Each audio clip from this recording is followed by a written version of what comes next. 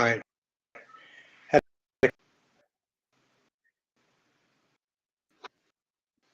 Your audio is a little bit garbled, Matt.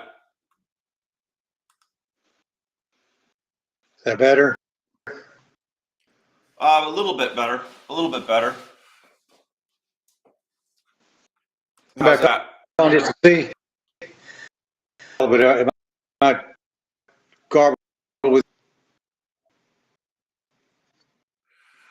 Yeah, it's just coming. It's coming in and out. I can barely hear you. Yeah. Let me.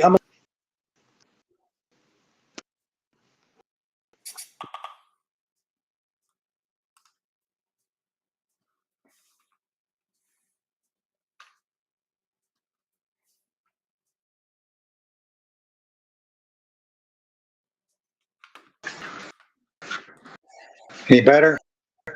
A little bit. A little bit. It's still a little bit of a lag, but maybe a little bit better. Talk slowly. Yeah, I don't know. I've never had that on yours before. Place. Are you in a different Wi-Fi? Yes. Okay, that could be it. I know Greg has that sometimes when we do one. We just got to deal with what we got. So let's talk a little bit about what you and I chatted about before we got on the call, and I think you had some good points to inventory liquidation because of different reasons this time. Does that sound right? Yes. Same as like panic liquidating, but still a fear-based liquidation. But this, because we fear economic problems, medical problems, health. The major significant difference from an inventory position that's much in a pipeline that's more fluid. But so it's. Gotcha. One thing I wanted to do is see if you could see it. There you go. I wanted to bring up your report and see if we can take a look at a few of those things on there, and maybe that will we'll go over your lumber market conditions and so forth. If Nick's listening, he could pull that up. I just queued it up in the left screen.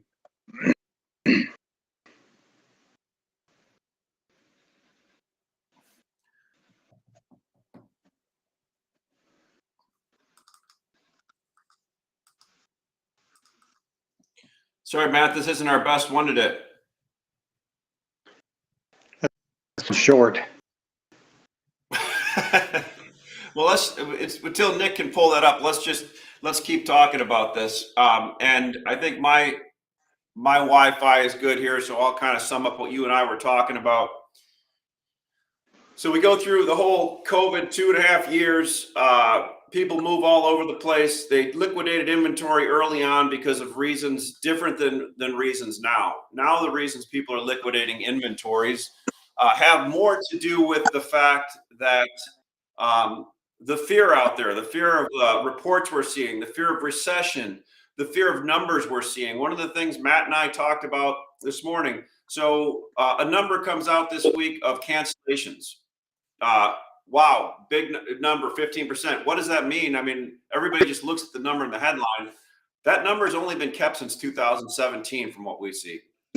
And historically, since 2017, it's been about an 8 to 10% cancellation rate anyway.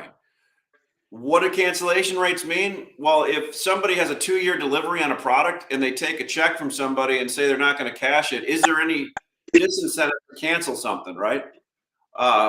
So again, what I mean there is I don't know enough about cancellation rates to sound very smart on the subject, right? Are they higher than they normally are since 2017? Since the 4.5 years we've been keeping data, yes. Is that surprising? Probably not. From where we came from and where we went to.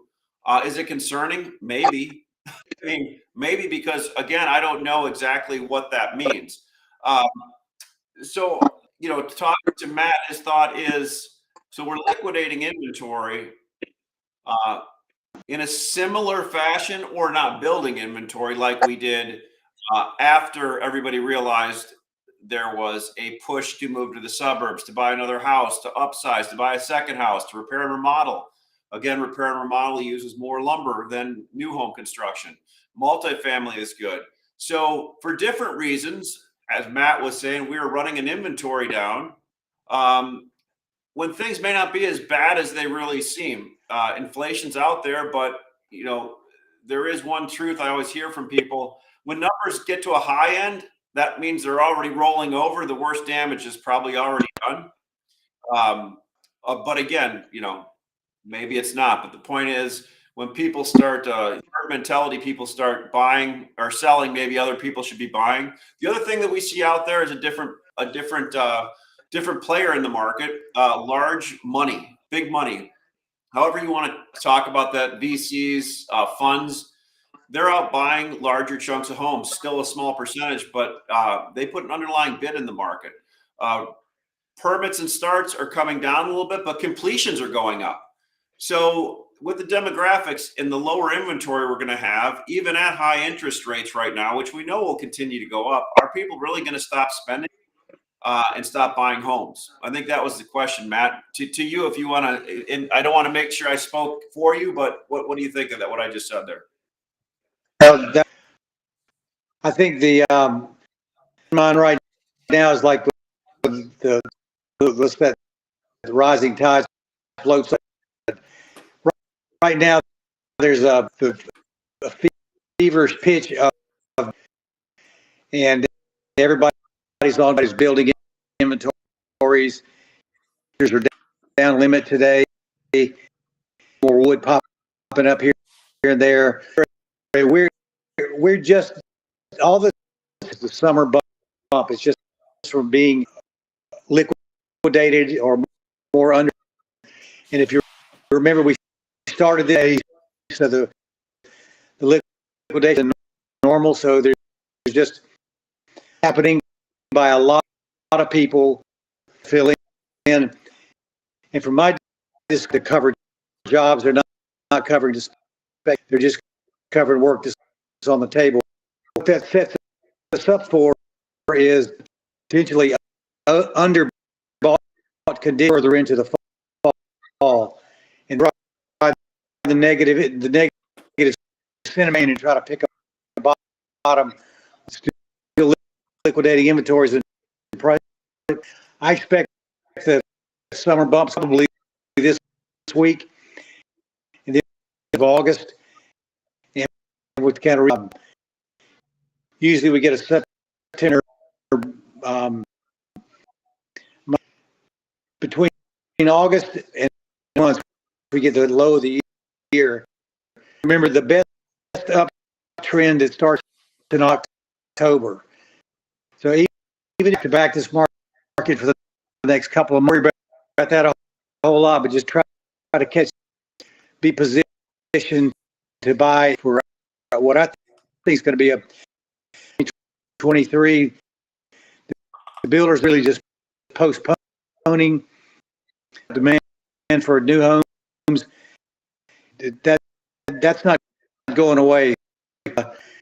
Hey, Matt, can you try one thing? Try turning your video feed off and see if that helps with your audio feed. The bandwidth, it may be taking up too much. All right, did that help? Yeah, it sounds a lot better, Matt. Unfortunately, my ugly face is on here only, but I can certainly hear you a lot better right now. Good, I can slouch.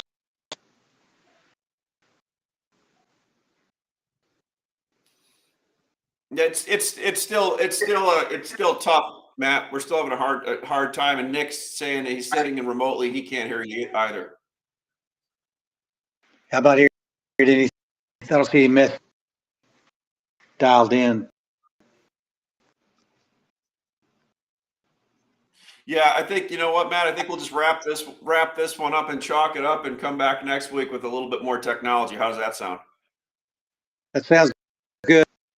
All right. So for everybody that can hear me, Matt is remote. I'm remote. A little bit of problem with the technical, but we did that as a marketing because we want you to go and hear what Matt has to say. the best way to get that is to contact Matt at laymansguide.com.